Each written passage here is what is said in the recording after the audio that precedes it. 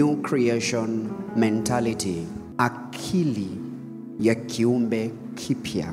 I understand mentality sio akili, lakini at least tutumie hilo neno. Akili ya kiumbe kipya. Naongelea aina ya ufahamu ambayo kiumbe kipya anatakiwa kufanya nayo maisha. Kama ni kweli mambo haya yote ambayo tumekuwa tukiyaongea, tafsiri yake ni kusema namna unavyofikiri kuhusu wewe na namna unavyojibeba inapaswa kuwa tofauti kabisa na mtu ambaye hajazaliwa mara ya pili. Don't you think so?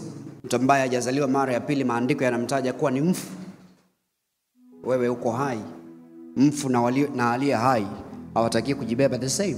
Tumekuwa tukikuonesha tena na tena kwenye maandiko juu ya wewe ni nani katika Kristo, una nini katika Kristo, na unaweza kufanya nini. Haya mambo matatu unapoyapatia majibu, unakuwa umepata ukamilifu wa ufunuo wa kiumbe kipya. Baada ya mtu kuwa ameokoka, amekuwa kiumbe kipya, anafundishwa nini cha kufanya, which is important. Lakini tuna wafanyaji wengi ndani ya mwili wa Kristo.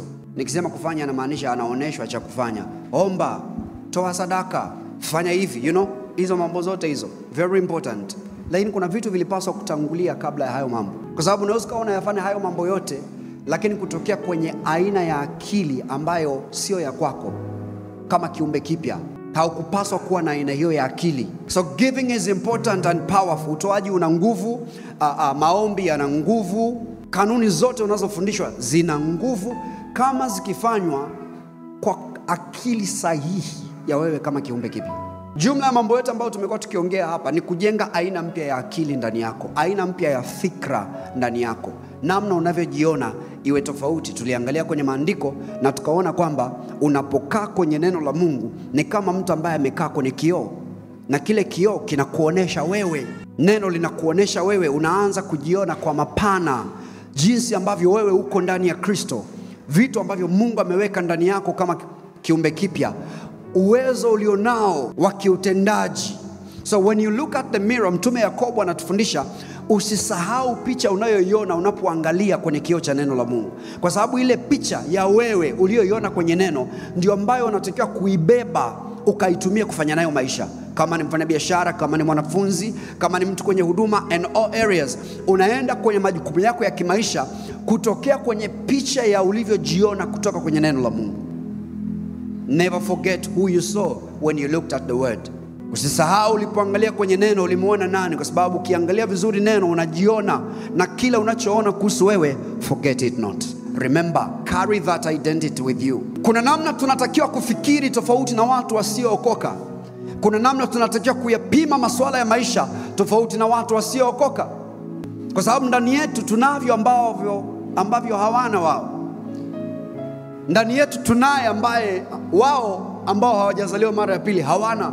Moja ya matatizo makubwa ambayo watoto wa Mungu tunayo ni kwamba tumeingia kwenye ufalme mpya, lakini tunaishi maisha haya ya ufalme mpya kwa kutumia akili ya ufalme wa zamani. This is a kingdom. Tumeingia kwenye ufalme, na kama ni kweli tumeingia kwenye ufalme, ili tuwe na ufanisi kwenye ufalme ni lazima tuchukue akili ya ufalme ndio tutumie kufanya nayo maisha humu ndani kwenye huu ufalme. Imagine kama umetoka taifa A na ukahamishwa, kwa sababu maandiko yanasema tumehamishwa kutoka kwenye ulimwengu wa giza, ufalme wa giza, tukaletwa kwenye ufalme mwingine. Ni sawa na mtu ambaye umetoka kwenye taifa A ukaletwa kwenye taifa jingine. Akili ya kwanza unapoingia kwenye taifa jipya ni kujua kwamba huku sio kule. Kwa hautaki kuanza kufanya maisha yako humu na mifumo ya kule na kanuni za kule na sheria za kule, kwa sababu kuna vilivyo halali kwenye taifa lile, lakini kwenye taifa hili jipya ni haramu, na kuna vilivyo haramu kwenye taifa lile, lakini huku ni halali. You seeing that? So you want to learn a new culture of the new kingdom you have entered. It is a kingdom. Ni ufalme huu tumeuingia. Tunataka tuanze kujua namna ufalme unavyofanya kazi. Tunachukua akili mpya, tunachukua utamaduni mpya wa maisha.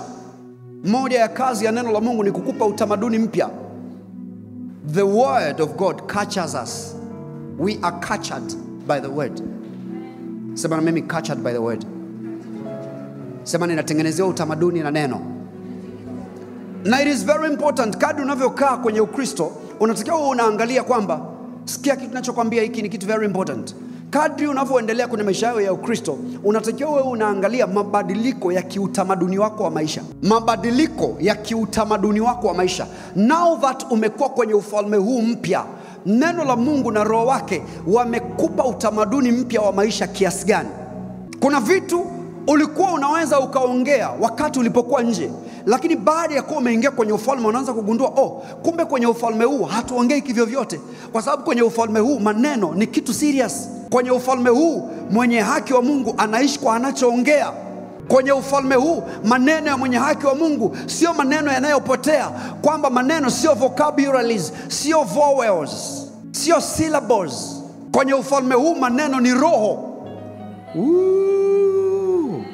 Are you hearing what I'm saying? Kwenye ufalme huu sio maneno tunayoongea na yakapotea. No, kwenye ufalme huu maneno tunayoongea ni roho, tena uzima. So it really matters what we say. Maandiko yanasema tunachosema ndio tunachoona, kwa maana ya ndio kinachotokea. A new culture sets in. Utamaduni mpya wa maisha unaingia, kwa sababu neno linaanza kukutazamisha mambo tofauti. Unaanza kugundua, katika ufalme huu hatuumizi watu. Katika ufalme huu hatuendi kwa watu tukiwaza tunaenda kupata nini kwao. Kwanza tunawaza tunaenda kuwapa nini. Somebody talk to me. Sisi ni wajumbe wa pendo la Mungu kwa watu wa Mungu. If we are going to relate at any level, the thought in us should be, how am I going to be a blessing to this? It's a new culture. Kwa sababu utamaduni wa ulimwenguni kule ni kwamba kila unayemwangalia unatakiwa uangalie kwanza unapata nini kutoka kwake. Unakuja kwenye ulimwengu huu mpya, maisha haya mapya, unaona neno linakuonesha no. Hatuwaendei watu kwa lengo kwanza la kupata kitu kutoka kwao. Tunaendea watu kama watu ambao tunavyo vitu ndani yetu ambavyo tunaweza tukashare na ulimwengu wetu. Sema na mimi, captured by the word. Sema kuna utamaduni mpya kwenye huu ufalme. So you see, ukomavu wako katika imani unatakiwa kuwa unaupima pia kwa kuangalia utamaduni mpya ambao umeweza kuadapt kwenye maisha yako. Haya mafundisho yote ambayo unajifunza, kama hayakupi utamaduni mpya, hayakusaidii. So unamwona mtu amepoa anasema, nilipokuwa mtoto niliongea kama mtoto, nilifikiri kama mtoto. Anasema sasa nimeyabatilisha mambo ya utoto. What is that? Kuna update, kuna upgrade ya mfumo wa maisha. Usipime maendeleo yako kama mwana wa Mungu kwa kiwango cha ulioyapata mikononi mwako, au kwa kiwango cha ambayo hujayapata mikononi mwako. Narudia, usipime ukuaji wako kama mwana wa Mungu kwa kuangalia matokeo peke yake. Nilikuwa sina hiki, sasa hivi nimepata hiki. Nilikuwa sijafanikiwa kwenye haya, sasa hivi nimepata haya. Hayo mambo ni ya muhimu sana, lakini hayo hayapimi ukuaji wako, kwa sababu unaweza kuyapata hata bila kukua. Mungu anaweza kuyaachilia tu kwenye maisha yako kwa sababu ni baba yako na anakupenda, na haionyeshi kwamba umekuwa kiroho. Kinachoonyesha umekuwa kiroho ni utamaduni mpya wa maisha uliouchukua kwa sababu ya unachosikia kutoka kwake kwenye neno lake na maongozi ambayo anatia ndani ya moyo wako Roho Mtakatifu. Are you hearing what I'm saying? Do you have a new culture? Utamaduni wa Kristo umeongezeka kiasi gani ndani ya moyo wako? Sijui kwa nini ukisema neno utamaduni watu wanaanza ngoma na kuvaa nguo ambazo na kujichola huko. Watu wa utamaduni fulani wanaongea lugha fulani kwa namna fulani. Kwenye utamaduni wetu kuna namna yetu ya kuongea. Umewahi kuona lile andiko anasema hakutakuwa miongoni mwao atakayesema mimi ni mgonjwa. Umewahi kuona lile andiko? Anasema hakutakuwa na yeyote miongoni mwao atakayesema mimi ni mgonjwa. Hasemi hakutakuwa na yeyote ambaye atapata ugonjwa. Anaweza akasikia dalili za kuumwa kabisa na ugonjwa kwao unaonekana kumlemea kabisa na dalili zinaonyesha kabisa hali ni mbaya, lakini amesema hakutakuwa na yeyote miongoni mwao atakaye sema mimi ni mgonjwa. Isaya 33 mstari wa 24. Isaya 33 mstari wa 24. Praise the Lord. So unasikia ugonjwa kwenye mwili wako, unasikia maumivu, unasikia discomfort, hali sio nzuri. So it is okay kusikia hayo yote. Anachosema ni kwamba hakutakuwa na yeyote atakayesema. Sio atakayehisi ugonjwa, atakayesema. Tunaweza tukahisi ugonjwa, lakini hatutajitaja kama watu ambao tumelemewa na magonjwa. Hatutajitaja kama watu ambao tunakufa kwa haya magonjwa. Kwa nini? Kwa sababu tumejua mtu hafi kwa ugonjwa, mtu anakufa kwa maneno anayoyasema. hata ugonjwa ukiwekwa ndani yake, lakini akaendelea kukiri yeye ni mwenye afya, yeye ni aliyeponywa na Yesu, yeye ni mwenye uzima wa kiungu ndani yake, maadamu maneno haya yapo kwenye kinywa chake, hata kama ugonjwa una nguvu kwenye mwili wake, ule ugonjwa hauwezi kumuondoa. Ladies and gentlemen, maneno ya kinywa chako yana nguvu kuliko bakteria yeyote, yana nguvu kuliko kirusi chochote, yana nguvu kuliko ugonjwa wowote. Unaweza kunyima ugonjwa uhalali wa kuendelea kubaki kwenye mwili wako, uhalali wa kukuua kwa maneno unayoyasema. Unasema sitakufa nitaishi, sitakufa nitaishi, sitakufa nitaishi, sitakufa nitaishi. Unasikia maumivu, unasikia maumivu, hali ni mbaya. Wakati mwingine watu wamekubeba, wamekupeleka hadi hospitali, na daktari anaanza kutangaza hauna muda mrefu wa kuishi. Ladies and gentlemen, ukimsikia daktari anakuambia hayo maneno anayokuambia ni hatari kuliko ugonjwa wenyewe. Hayo maneno ukiamini yatakuua, hata kama ugonjwa usingeweza kukuua. Kwa anapokuambia hauna muda mrefu, unamwambia katika Kristo ninaishi, ninakwenda na ninao uzima wangu. Katika yeye tunaishi, katika yeye tunakwenda na kuwa na uzima wetu. You are careful na maneno ya kinywa chako, kwa sababu najua mwenye haki wangu ataishi kwa neno. Mwenye haki wangu ataishi kwa neno, ataishi kwa neno, ataishi kwa neno. We don't speak anyhow, we don't speak fear, we don't speak defeat, we don't speak failure, we speak life. Yesu akasema maneno ninayowaambia ni roho tena uzima. Yachukue maneno yake, yaweke kwenye kinywa chako, yatakuwa roho tena uzima. Unauambia mwili wako, ijapokuwa utu wangu wa nje unachakaa, lakini ndani yangu ninafanywa upya. Kuna uzima wa Mungu ndani yangu, kuna uzima wa Mungu ndani yangu, kuna uzima wa Mungu ndani yangu. Ikiwa roho aliyemfufua Kristo kutoka kwa wafu anaishi ndani yangu, yeye anauhuisha mwili wangu usiwe katika hali ya kufa. Somebody say yeah. Hata nikinywa kitu cha kufisha hakitanidhuru, hata nikinywa kitu cha kufisha hakitanidhuru, hata nikinywa kitu cha kufisha hakitanidhuru. What does that mean? It means there is a life within me. There is a life within me. There is a life within me. There is a life within me. It's greater than sicknesses. It's greater than diseases. Somebody yeah.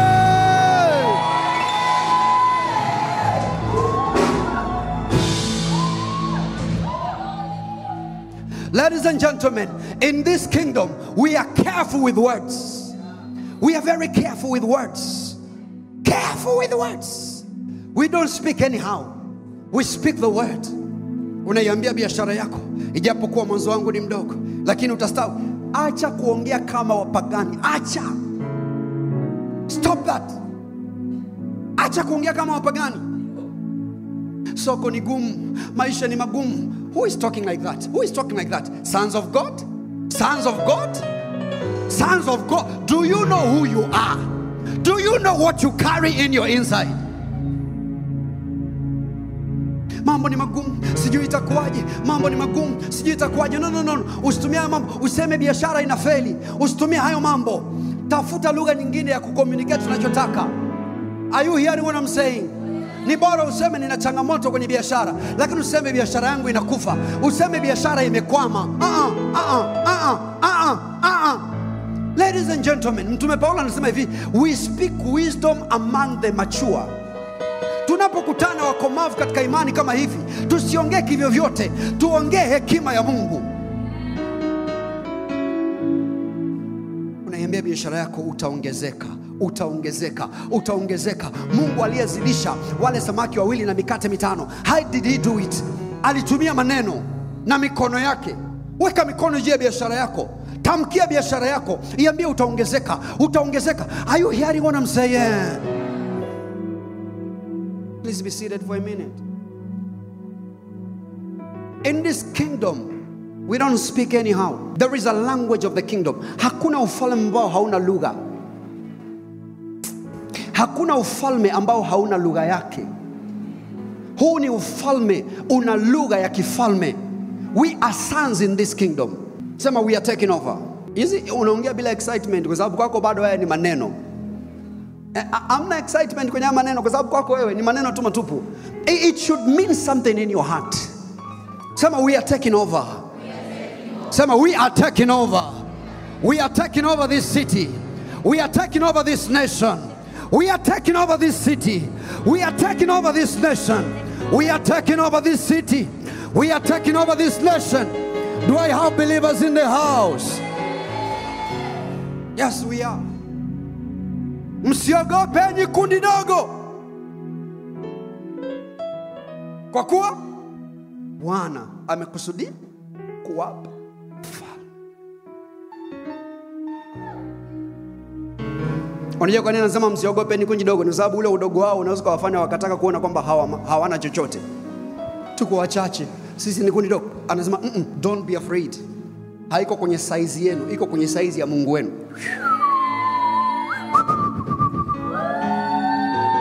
Haipo kwenye saizi yako.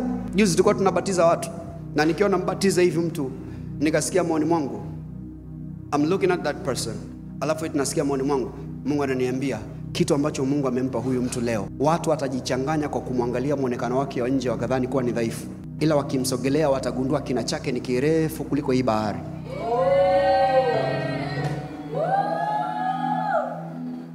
Unamwangalia mtu hivi kwa you see, mimi nikiwa nabatiza watu nakuwa niko very careful kusikia inspirations ambazo Mungu anaweka ndani yangu. I'm very careful. Very careful. Watu watamsogelea hivi waone ni kama mtu fulani hivi muonekano wake vipi na vipi. They don't know nothing. Mtu sio anavyoonekana nje. Mtu ni stature yake ya ndani. Sema mimi ni mkubwa mara milioni ndani kuliko nilivyo nje. Funika macho yako ufikiri sema kwa kufikiri, mimi ni mkubwa mara milioni ndani kuliko nilivyo nje. Sema tena, mimi ni mkubwa mara milioni ndani kuliko nilivyo nje. Do you believe that? Tukichukua roho yako hapa, a million times bigger, a million times stronger. Mkubwa mara milioni ndani. Mtu mmoja alimuuliza Smith Wigglesworth. Smith Wigglesworth ni mmoja kati ya watu ambao walitembea kwenye viwango vya ajabu sana vya neema na matokeo ya kiungu. I don't know ni watu 20 ngapi wafu. Yule mzee alifufua wafu sijui 20 ngapi siku za kuishi kwake. So huyu mtu akaenda anamuuliza, anamwambia mzee, siri itakuwa ni nini? Tell us. Akitegemea kusikia vitu vya ajabu. Smith akasema, kitu nilichojikumbusha mara zote, kitu nilichofanya mara zote ni kujikumbusha kwamba aliyeko ndani yangu ni mkuu kuliko aliyoko ulimwenguni. Eti hiyo ndio siri pekee aliyokuwa nayo ambayo ilimfanya kuwa na nguvu kiasi kile. Wewe haujui kwamba aliyeko ndani yako ni mkuu kuliko aliyeko ulimwenguni. Unajua, you know the problem is what? Your problem ni kwamba bado hiyo imebaki ni kweli ambayo unaisemaga ukiwa kanisani. Hakijawa ni kitu ambacho kinayabeba maisha yako. Haijawa ni kweli ambayo imekupa hadi philosophy ya maisha. Mpaka mambo unayoyajua yatakapokupa philosophy ya maisha, hayajakusaidia sana. What is your philosophy of life? What do you think of life? How do you approach life? Haya mambo yote yanatakiwa kuzalishwa na ufunuo ulioupata wa wewe ni nani kama kiumbe kipya, kama mwana wa Mungu. You get to know yourself by revelation, and that knowledge gives you a different approach to life, a different philosophy. I say to myself, hata nikianza kitu kwa bahati mbaya kitafanikiwa. Hata nikianza kitu kwa bahati mbaya kitafanikiwa. Sahau vitu nilivyoanza kwa makusudi. Hata nilivyoanza kwa bahati mbaya kitafanikiwa. Kwa nini? Maandiko yanasema kila alifanyalo litafanikiwa, including aliyoanza kwa mistake. That is us. Imagine kama Yesu angefanya mistake ya kufungua duka, lingekufa. Are you getting what I'm saying? Are you getting what I'm saying? It's a mindset, ladies and gentlemen. What mindset do you have? Unafanya maisha kwa akili gani wewe? Unafanya maisha kwa mindset ipi? Me fell how? Anasema unakuwa ni kama mti uliopandwa kando ya maji, uenezao mizizi yake mtoni. Hautaacha kuzaa matunda wakati wake. Anasema na kila alifanyalo, kila alifanyalo litafanikiwa. Kataa projects kufa mikononi mwako. Kataa kuanza vitu na visiendelee. Refuse that. Your nature, asili yako inakataa hiyo kitu. Akili yako inakataa kuanza vitu na vikafa njiani. Asili yako ya uungu ambayo iko ndani yako inakataa. Sijui nafanikiwa kiasi gani asubuhi ya leo. Praise the Lord. Sema I am different. Kwa hivyo akili yangu iko tofauti. Sema ninafikiri tofauti, kwa sababu mimi ni mtu tofauti. Nimezaliwa na Mungu, na hiyo inamaanisha kitu. It means something. And so we even encourage our brothers and sisters. Tunawatia moyo wana wa Mungu, hata wanapoandika nyimbo zao wakumbuke wanamwandikia nani. Kuna nyimbo unaandika kuwasaidia wasiookoka waokoke, ni nyimbo za kiuinjilisti. Lakini wakishaokoka usiwatungie nyimbo kama vile ni wapagani. Tunga nyimbo ambazo watakapokuwa wakiziimba zitakuwa zinaamsha uungu wa Mungu ndani yao. Hallelujah. Songs like this, kuna uzima ndani yangu, kama alivyo ndivyo nilivyo. Imagine, ladies and gentlemen, you can't be singing songs like this kila wakati alafu moyo wako ukawa chini. Ukiimba ule wimbo kusema uko wapi Mungu wangu, utajisikia vizuri ukiwa unaimba, kwa sababu kuna machozi yanatoka. It's emotional, It is touching your emotion. Lakini believe me, it is not lifting your spirit.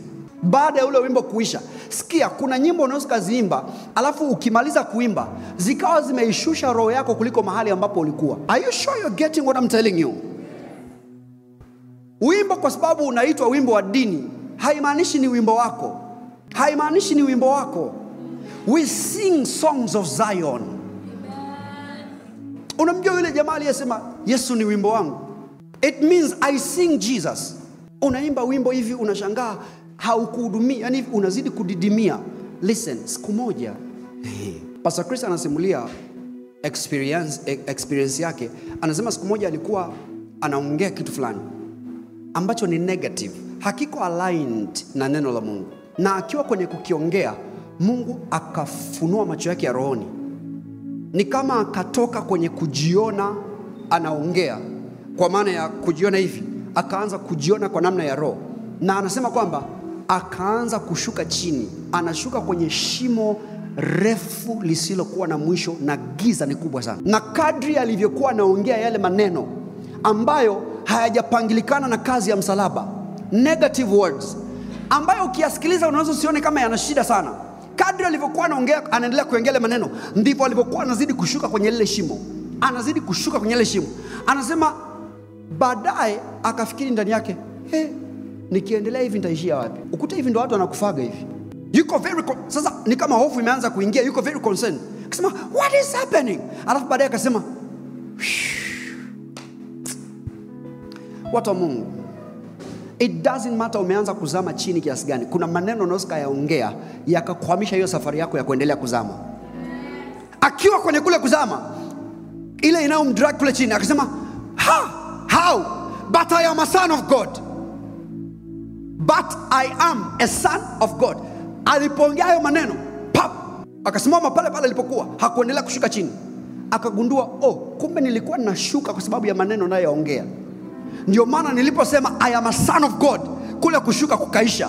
You can imagine, ili ajirudishe mahali alipokuwa, ilibidi aendelee kusema I am a son of God. Greater is he that is in me than he that is in the world. Na kwa kadri alivyoendelea kuongea hayo maneno, akazidi kuelevate, akazidi kupanda, akazidi kuinuka, mpaka karudi kwenye mahali ambapo alikuwa mwanzoni. Are you getting what I'm saying? Usiongee maneno yanayokushusha, yanayokukandamiza, yanayokuporomosha. Usiongee maneno yanayomuimarisha adui kwenye maisha yako, yanayokupeleka kwenye shimo la mauti. No, speak words of life.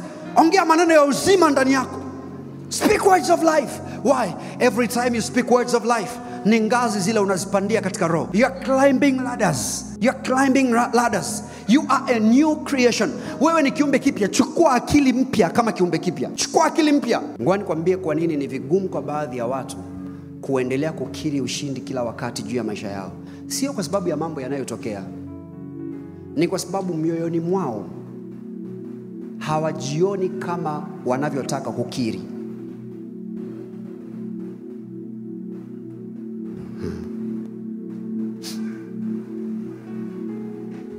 Utamwambia mtu kiri uzima, hata kama unasikia ugonjwa ndani yako, atajitahidi kwa dakika, alafu atarudi tena kuendelea kukiri udhaifu na mauti kwenye mwili wake. Ni kwa sababu umempa kama kitu cha kufanya, lakini sivyo anavyojiona ndani. Hajioni kama mwenye afya wa Mungu, hajioni kama mwenye uzima wa Mungu. Na kwa sababu hajioni hivyo, ni ngumu sana ku-maintain ule ukiri wa imani. Atajitahidi tu kidogo, afa atarudi tena kule anakorudi, yale anayoyaongea ndivyo anavyojiona ndani. You see, unaweza ukafake lugha kwa muda, lakini tutaujua ukweli wa unachoamini ndani kwa kuangalia lugha yako ya uendelevu. Unachoongea sana kuhusu wewe, unavyojitambua, unavyojiidentify, unachozungumza kinaonesha imani ya moyo wako. So mpaka mtu atakapooneshwa na neno la Mungu kwamba yeye ni mwenye uzima, kwamba yeye ni mwenye afya, mpaka neno litakapomshawishi likabadilisha namna anavyofikiri, yani likaondoa kabisa yeye kujiona kwamba anakufa, kwamba atabaki kwenye huo ugonjwa milele. Lisipobadilika huku ndani na huku, atajitahidi tu akiwa kanisani hivi, sema nina uzima, nina uzima. Akitoka hapa tu kwenye haya mazingira, asharudi kwenye lugha yake ya kawaida. Why? Ndivyo anavyojiona. Unaona nini kuhusu maisha yako? It's very important. Itaonesha kwenye lugha. Wakorintho wa kwanza sura ya 2. Let's try this scripture. Tuanze mstari wa 9. Kama alivyo ndivyo nilivyo, yeye alivyo ndipo nilivyo, mtu kama Mungu, mimi mtu kama Mungu.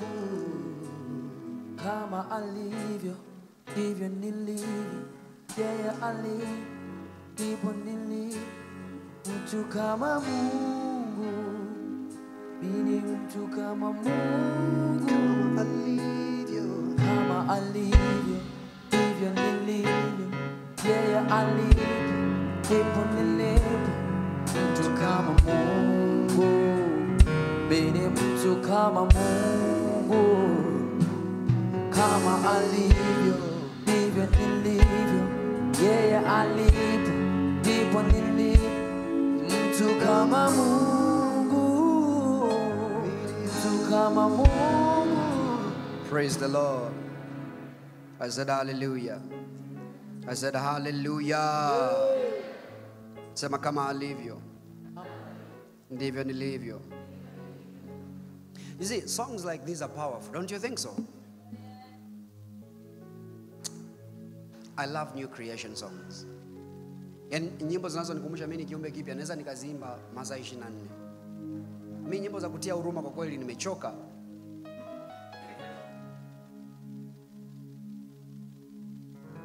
Na wapendwa wanapenda zile kwa sababu zinagusa hisia, unajua? Alafu nasema nimebubujika, umebubujika au umelia? Unajua kuna nyimbo zinaimbwa, mtu alifanya hivi, alichofanya ni kuyaangalia mateso yako, akayapa maneno, akayatafutia na katuni kama muziki. Ushai kusikia mtu anaimba mpaka ukaona wewe hauna mateso, hauna shida. Yaani ukagundua kwamba huyu jamaa shida yake ni kubwa kuliko ya kwangu. Na ni wimbo wa Injili. Alafu ndo umeisha. Yaani amesimulia jinsi alivyoteseka, alafu ndo umeisha huo wimbo. Hapa nasema hivi, Mungu wewe unajua itakuwaje. Anajua itakavyokuwa, utabaki kwenye hayo mateso milele. Yaani wewe akili yako inawaza mateso mpaka umetunga wimbo wa mateso na umeishia kwenye mateso. Yaani ni bora wimbo uanze na mateso, alafu kadri unavyoendelea wewe unabadilika. Sasa wimbo wa kwanza, beti la kwanza mateso, la pili ndio mateso kuliko beti la kwanza. Alafu mwishoni unamaliza nasema, ndugu yangu unayepitia matatizo, Mungu atakusaidia. Kama ungetaka Mungu amsaidie, tangu beti la kwanza mpaka la pili ungekuwa unaimba msaada wa Mungu. Nyinyi sijui mnasikia mimi ambacho nawaambia nyinyi watumishi wa Bwana. We are taking over. We are getting bigger. Sikiza unapoanza siku, unaanza siku na wimbo unakwambia we are getting bigger every day. No limitation. We are taking over. Ndo unaanza siku yako hivyo. We are getting bigger. We are getting bigger every day.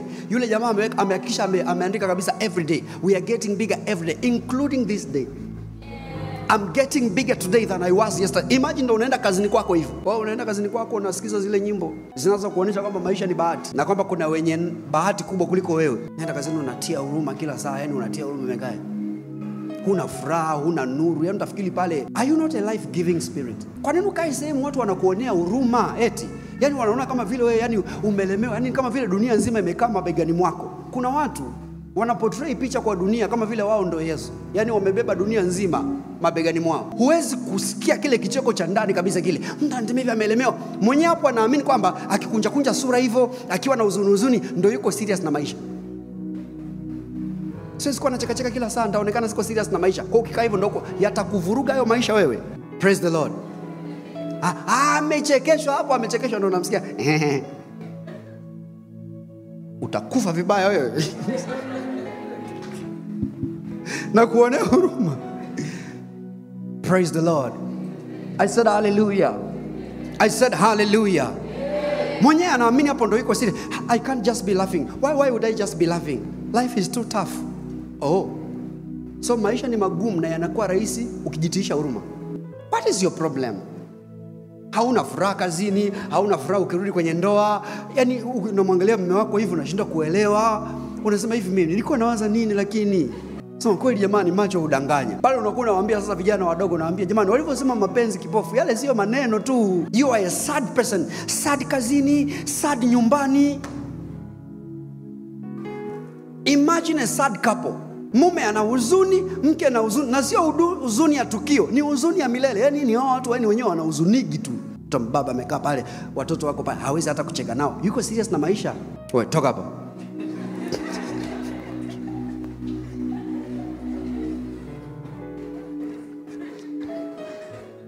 Yaani huwezi kuelewa huyu mtoto anapata wapi ujasiri wa kucheza na kucheka kwenye haya maisha.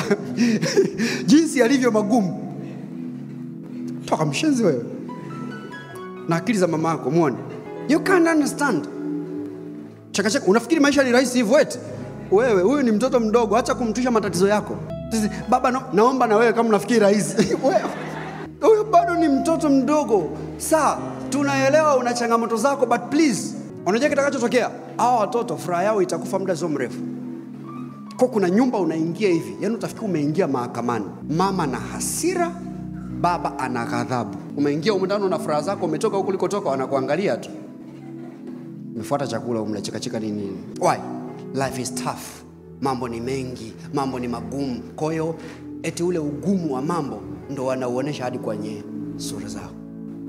These are babies. These are babies. Yani hawa ni watoto.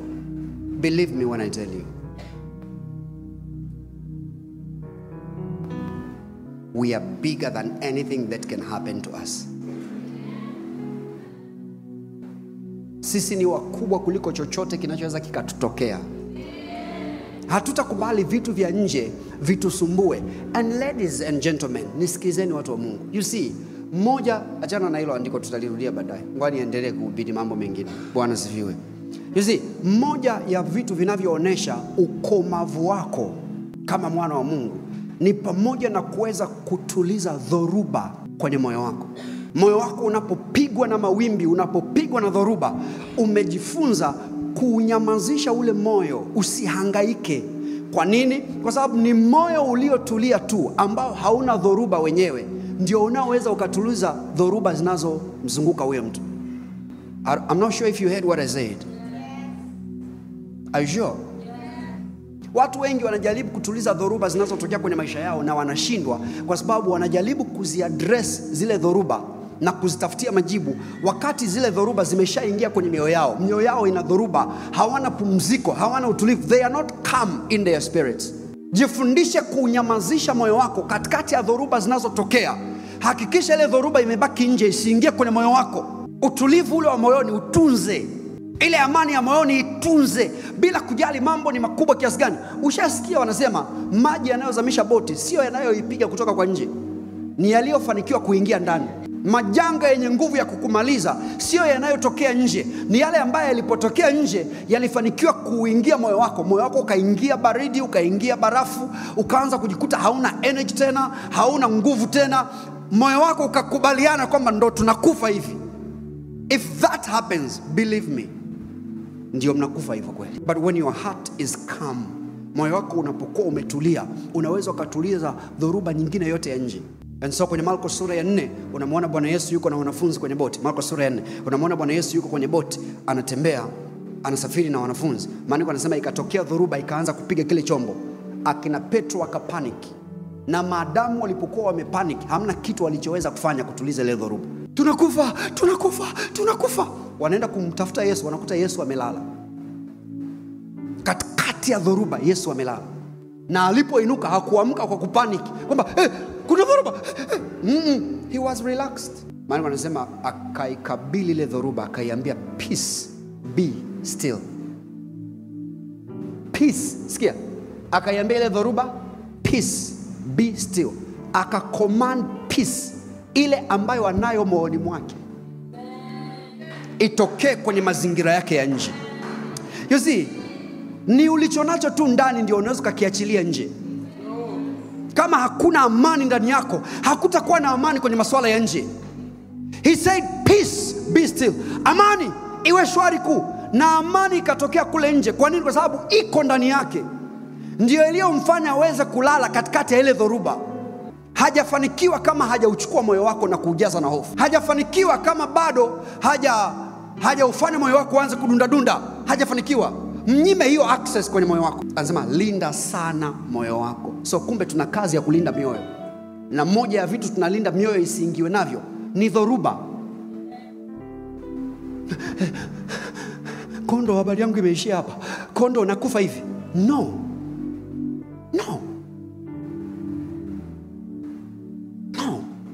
Calm your heart. Unyamazishe moyo wako. Sasa kumwambia rafiki yako unyamazishe moyo wako. Unanisikia? Unyamazishe moyo wako. Kijana mdogo una mawazo, utafikiri wewe ndo rais wa dunia. Yaani mambo yote yananiangalia mimi. Mambo yote yapi? Sema kila kitu kinaniangalia mimi. Wewe unajua maana kila kitu au? Alafu wewe ndio unasemaga hivi, baba, najua umenitia mafuta ya kuwa mtawala kwenye hili taifa. Mtawala kwenye taifa. Alafu changamoto za familia zinakufanya ulale nje. Moyo una pressure hivi, huwezi kulala. Wewe tukikupa taifa wewe, si unakufa wiki wewe. Praise the Lord. Sema na mimi, I am bigger than anything. I am bigger than their opinions. Do you believe that to be true? Do you believe that to be true? Hallelujah. Yes. Moja kati ya vitu vinakupa pumziko, unakuwa na mindset ambayo haina mahangaiko, ni unapokuwa unajua nini cha kufanya. Hasira nyingi ambazo watu wanazo kwenye maisha ni kwa sababu si tu kwamba wamekutwa na matatizo, lakini hawajui nini cha kufanya juu ya hayo matatizo. Likitokea tatizo alafu ukajua nini cha kufanya, namna ya kulidinao lile tatizo, kuna namna kule kujua kunakupa pumziko ndani ya moyo wako. Isn't that true? Kulitokea na uhitaji, maelfu ya watu wanahitaji kula. Yesu akamgeukia mwanafunzi wake akasema, wapeni chakula. Sikia yale majibu ambayo yule jamaa alimjibu. Ni majibu yanayoonyesha panic. Anasema, what do you mean? Hamna kitu tunaweza tukafanya. Are you blind or something?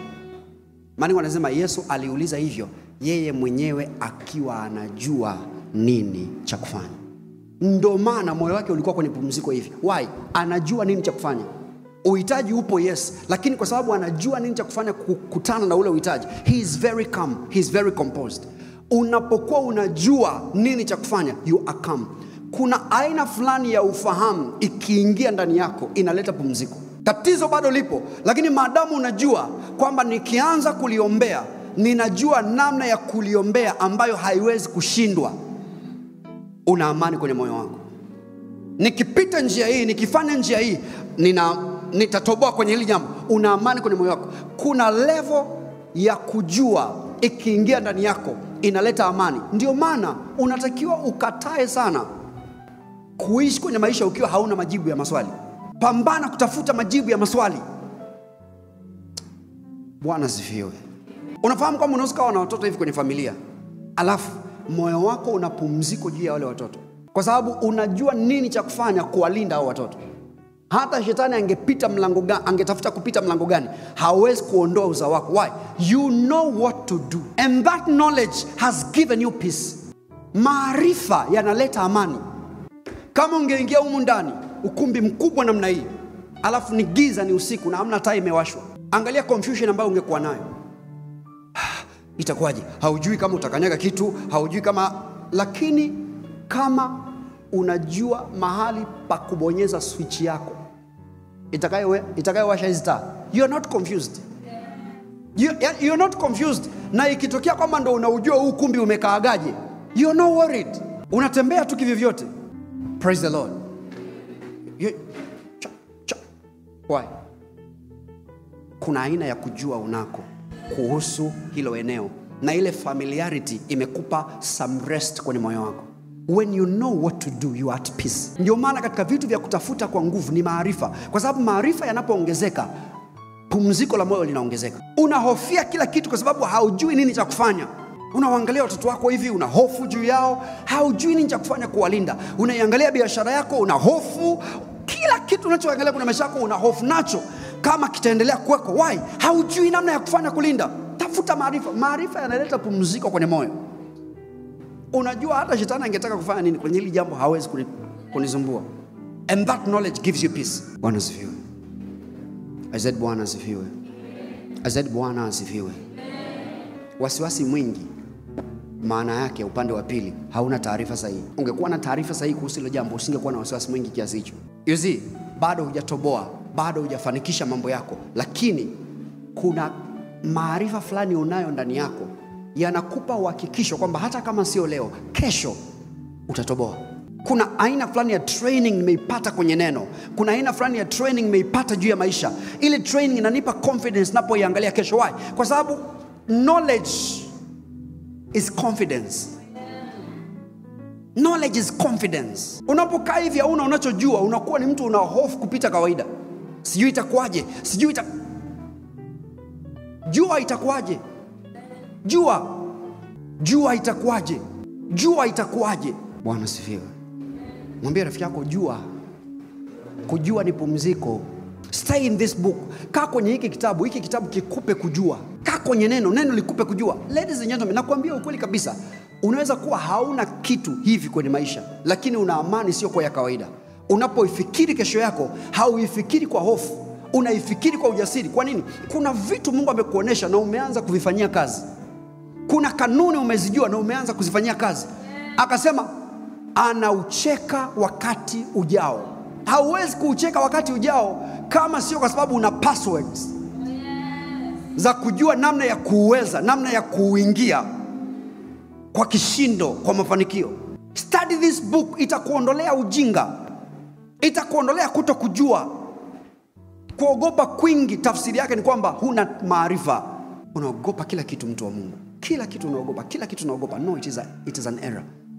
Unaona hivyo unavyoendelea mpaka sasa, ulitakiwa kuwa kuna vitu hauna hofu navyo hata kidogo. Sio kwa sababu umeshashinda, ila kwa sababu umeshapata maarifa ya kutosha juu ya hivyo vitu.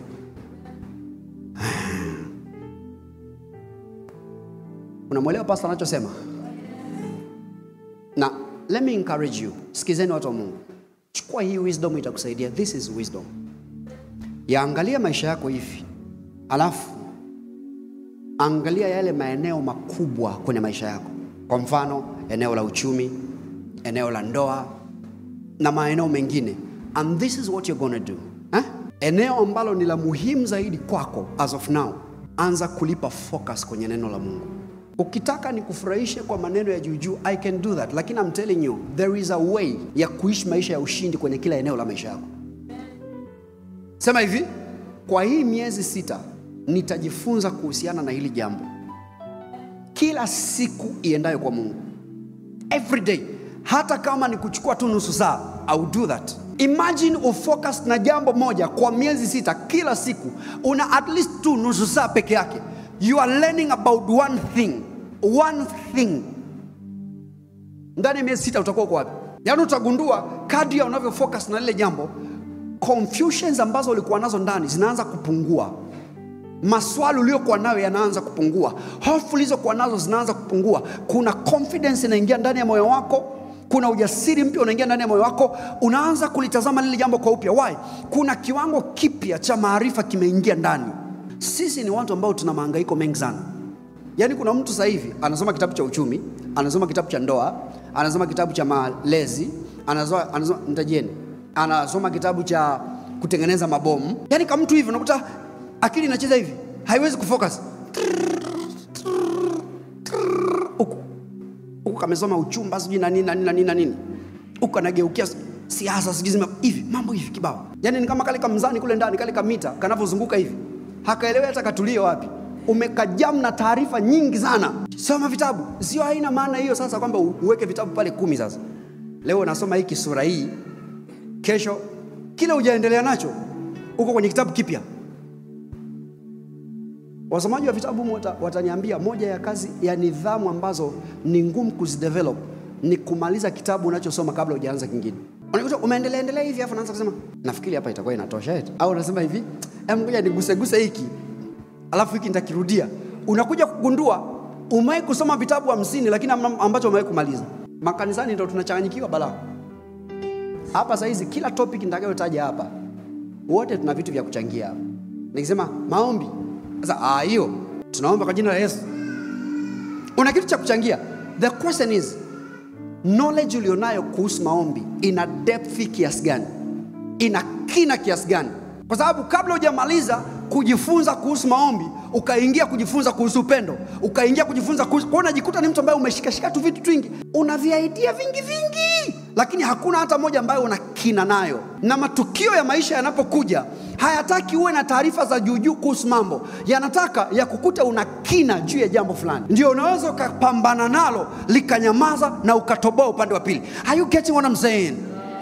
Hivi vya idea hivi leo, ndio maana unaona hivi leo ni siku ya wiki ya 6 hii tunaongelea, tunakukumbusha wewe kama kiumbe kipya una nguvu kiasi gani. Ibada za Jumatano ni wiki ya 7 sijui sasa hivi tunaongelea habari za kusikia sauti ya Mungu. Jifunze kutoka kwenye utaratibu. The reason tuna focus na kitu kimoja kwa muda mrefu ni kwa sababu tunaamini kwamba ili kitu kiweze kuingia na kubadilisha namna yako ya kufikiri, kikupe confidence na hekima ya kuyakabili masuala ya maisha, ni lazima ukae nacho kwa muda mrefu sana. Punguza mahangaiko.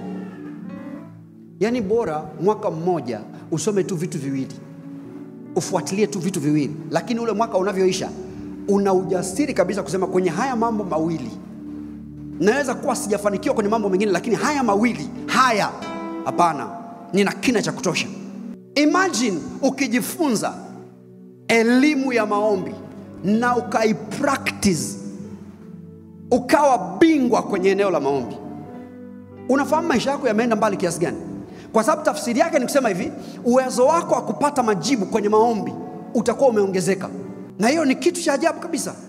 Inakuwa imekuweka mahali pa utawala kupita kawaida. Sasa wewe maombi unajua kidogo. Kwa nini? Hujayapa focus ya kutosha. Imagine ukamaster eneo la faith, eneo la imani.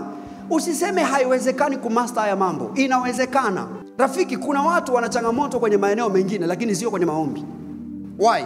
Wameweka akili zao huko, maisha yao huko, wamepractice elimu za maombi, wamefanya mazoezi ya maombi kwa muda mrefu kiasi kwamba akiingia kuomba ni kana kwamba hilo jambo limeisha.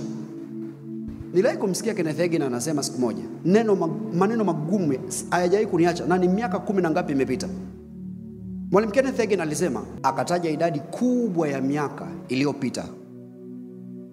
Si ilikuwa ni miaka 20 na sijui ni 30 na I don't remember.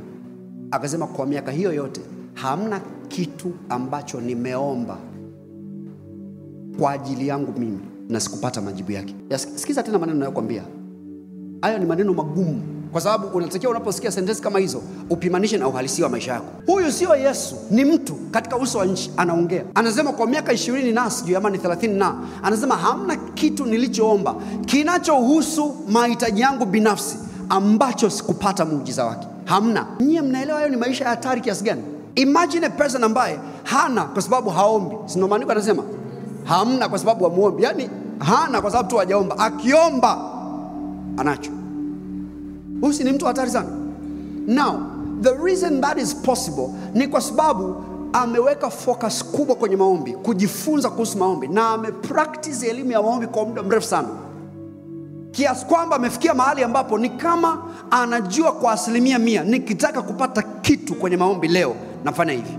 Wengi hatuna huo ujasiri. Kwa nini? Kwa sababu tunajifunza vitu kwa kudonoa. The mentality of a new creation, mindset ya new creation inatengenezwa kwa mtu kufocus na maeneo machache kwa muda mrefu. Chagua leo maeneo ambayo utaanza kuyawekea nguvu. Acha kuhangaika. Hizi ni assignment ninakupa. Usinisikilize kama kwa kutia huruma. Yaani hivi nimeanza kuongea hivi vitu watu wananiangalia kuna mawili. Ni ama wananionea huruma mimi au wanajionea huruma wao. Yaani unaelewa? Hivi inatakiwa unakuwa na eneo moja hivi. Unasema shetani akija kule kwa kweli nitatafuta watu wa kunisaidia. Akipitia huku nitatafuta msaada. Lakini akipita hapa hatoboi. Kwa sababu hapa ninajua namna ya kumanage. Imagine ukiweza kumaster eneo la finances. Sisi wengine wote tutakuwa tunakuja kwako. 1% sijui ngapi ya maisha ni kuhusu hela. Ni kuhusu hela. Imagine ukapata mastery kwenye eneo la finance. Kwa sababu amini na kuambia, kuna watu wana mastery kwenye eneo la finance. Kuna mtu hivi unaweza kaenda hivi ukahitaji msaada wa mtoto akuhudumie, atapambana sana. Yani itabidi ajikumbushe maandiko ya sijui ya nini na nini. Yani atatumia nguvu kubwa sana. Ila ukienda unahitaji hela, ni kama vile anazichukua chumbani anakupa. Anakuombea hivi, anakuhudumia hivi, na it is sure una matokeo. I know a man kwenye huu mji ambaye for years alikuwa na record ya kusaidia watu wanaohitaji watoto. Ukiwa na mahitaji mengine, yule sio mtu wa kumtafuta. Nenda kwa watu wengine. Lakini unahitaji mtoto, hauna mtoto, unahitaji mtoto, go to that man. He had that record. Why? Sio tu kwa sababu ya neema, ni kwa sababu ya vitu fulani anavyojua kuhusiana na uzao. Kuna revelation fulani unaipata, inakupa utawala kwenye eneo fulani. Unakuwa na dominion kwenye hilo eneo. Sasa hivi vitu unapoviongea, watu hawavifurahi kwa sababu ni majukumu hayo unawapa watu. Unawaambia kasomeni, na watu kusoma hawataki. Watu wanataka yani hivi akisikiliza hivi ubiri mara moja kanisani Jumapili, ni mpaka Sunday inayofuata. Hivi nawaambia habari za kila siku, fuatilia kitu, kila siku fuatilia kitu. Una matatizo gani wewe unakaa tu kwenye vitu vya kijinga kila siku? Hivi kwenye mitandao kila saa, masaa 3. Ukishoa bando unakonda, sio kwa sababu una vitu vya kujifunza online. Haujawa updated, hawajakusasisha juu ya nani aliyemrudia nani.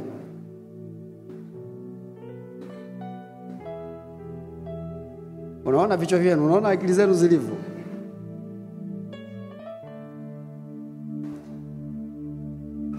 Sasa kumwambia mwenzako, fuatilia jambo moja kwa muda mrefu. Punguza mahangaiko. Mwambie fuatilia jambo moja kwa muda mrefu. Punguza mahangaiko.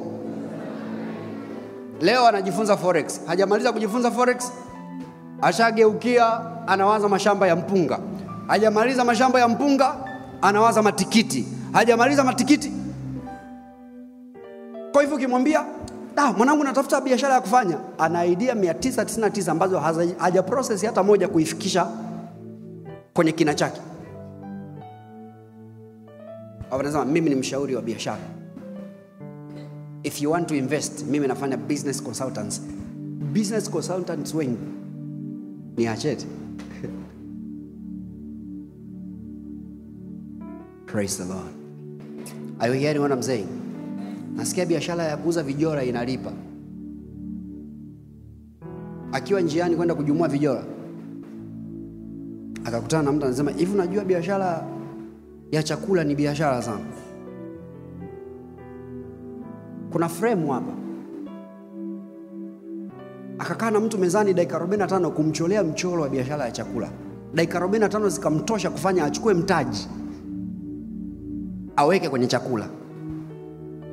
Alafu huyu akipigwa za uso anapiga simu kwa mchungaji. Yaani mimi mchungaji sijui kwa nini shetani gani tena?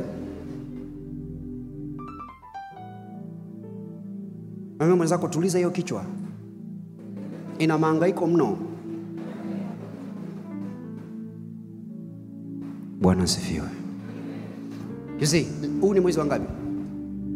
Mwezi wa 5. Mimi naweza nikamshauri mtu kwamba mwezi wote uliobaki ajifunze tu kitu kimoja. Mwaka huu wote uliobaki ajifunze tu kitu kimoja. Just one thing. Unaelewa tafsiri yake? Mimi sasa kwa mfano nikiamuaga, nasema huu msimu ni msimu wangu wa imani, najifunza kuhusu imani. Utakuta na vitabu hata 40 vya imani. Kuna kipindi niliwahi kusoma swala la finance kwa miaka 2 kwenye Biblia. Sina kitu kingine ninachoangalia. Niko nasoma vitu viwili, finance na kumsikia Mungu. Na hata kabla hiyo miaka 2, hii naongelea kitu ambacho nilifocus nacho for. Lakini mmoja ya vitu ambavyo nilisemaga mimi sitafanya huduma nikiwa naomba. I will not do that. For 2 years. Rafiki yangu Pastor Dan alikuwa anasema, brother, unaendelea na hilo jambo mpaka leo." 2 good years niko tunaangalia maandiko hivi kuhusu upaji wa kiungu. Hawa jamaa ambao mimi nakaa nao hivi wanajua. Yaani kuna wakati hivi naweza nikawa sina hela kabisa hivi, lakini eti kwamba nina stress. Na sio leo, yaani ndo maisha yangu yamekuaga hivi. Eti kwamba I am so stressed, si itakwaje kuhusu hela? No, kuna vitu ninaweza nikawa na hofu navyo, sio hela. Kuna vitu vinaweza vikatokea hivi nikaanza kusema, tutafanyaje? Lakini hela, naweza nikawaambia hivi, nendeni mkalale, liacheni hili. Utafikiri nina hela naenda kuzichukua sehemu. No, Ni kwamba tu tumezifundisha akili zetu kufikiri kwa namna fulani kuhusiana na hela. Ni training ambayo tumepita nayo for years, kupata maarifa na kupractice tena na tena, tena na tena. Yametuliberate, yametupa uhuru kwenye eneo la fedha. We are never afraid when it comes to money. Nakumbuka wakati najifunza hivyo vitu, nilisoma kitabu kimoja kinaitwa I Had a Sermon. Iko YouTube ile sermon. Inaitwa Money Cometh. Maana yake money comes, pesa huja. Sema na mimi pesa huja. Sema na mimi pesa huja. Asa unajua ni statement tu. Afu yule mtu wa Mungu nilimsikiza tu dakika 10 na sikuendelea. Kwa sababu niligundua hana kitu cha kuniambia. Kitu alichokuwa nacho cha kuniambia ni hiyo tu statement ya money comes. Yaani kuna namna ilifanya vile nikajua pesa huja. Ndio ninavyowazaga mimi kwamba kama haipo, na alitoa hiyo expression kutoka kwenye faith comes. Money comes. Sema na mimi money comes. Sema na mimi money comes. Sema na mimi pesa huja. When that revelation dawns in your spirit, you are never afraid about money. Na sio tu kwamba hofu inaondoka kuhusiana na fedha, lakini ni kama hivi unaanza kuwa in charge juu ya maeneo ya fedha. Kuna kitu hivi unajua nikipiga hapa, nikigusa hapa chap chap chap, matokeo ni haya. Bwana sifiwe. Nilikuwa na wawazia wanangu fulani hapa kanisani kuhusu mambo fulani. And nilikuwa na chat na MD, akanishauri kitu fulani kuhusiana na watu wetu fulani hapa. And immediately aliponiambia kile kitu, revelation ya pesa juu ya hayo maeneo ikaklik ndani yangu pap, bila kuitafuta. Yani just pap. Do you know why? Ni kwa sababu ni kama vile nimeizoeza akili yangu kwa namna fulani. Watu wa Mungu, Bwana sifiwe. Huu ni ushuhuda, sio majivuno. So unaelewa kuna tofauti. I'm training kwamba you can train your mind in a certain way. You can. Sema na mimi pesa huja. Sema na mimi pesa huja. Sasa unajua unafanyaje rafiki? Unalisema hilo neno masaa 3. Hauna maombi mengi. Ule muda wako wa maombi umesema kuanzia saa 9 mpaka saa 12 nitaomba. Hauna vitu vingi unavyoomba. Uko tu pale, pesa huja. Pesa huja. Haya maombi ya kusema tu pesa huja, pesa huja, ukute hata sio kwamba yanaleta hela, ila yanaiestablish hii kweli kwenye moyo wako. Yanaifanya iwe ni mindset yako. Unapokirudia kitu kwa muda mrefu, again and again and again, kitaacha kuwa ni kitu unachokiongea kutoka kwenye akili hii ya nje. Kitaanza kuwa ni kitu ambacho unakiongea kwa sababu ndio kilicho kwenye moyo wako. And when you get there, you have it. Lebradia kabona katikrehita kaba. Mazovere ntokuri paradia kadush. Lekota baradaba. Pesa huja. Pesa huja. Pesa huja. Lekobari mantekori bashakata.